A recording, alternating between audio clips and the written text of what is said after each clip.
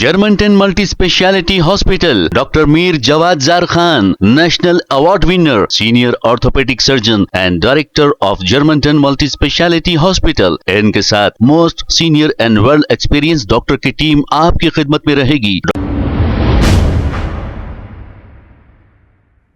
अस्सलाम वालेकुम नाजरीन, 7H न्यूज सच को रखे आपके आगे। गोशा महल बीजेपी एमएलए राजा सिंह को कल कर लिया गया था गिरफ्तार। मेदक जिला पेद्दा शंकरमपेट से ये जा रहे थे कि इनकी कार को रोका और पुलिस वालों ने इन्हें गिरफ्तार करके पुलिस स्टेशन लेकर गए। ऐसा बताया जा रहा है कि ये बंसवाड़ा जा रहे थे, जहां पर एक मुस्लिम नौजवान को मारा और जख्मी कर दिया और यहाँ पर कुछ कशीदगी हो गई थी। इसी को देखने के लिए ये वहां पर जा रहे थे।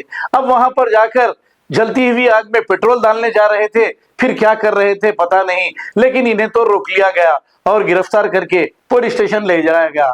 जैसे ही इत्तला बजरंग दल के वर्करों को मिली, बजरंग दल के लोगों ने रास्ता रोको एहतजाज करते हुए बसों के आईने तोड़ दिए। आइए देखते हैं इसी के चंद मनाज़िर।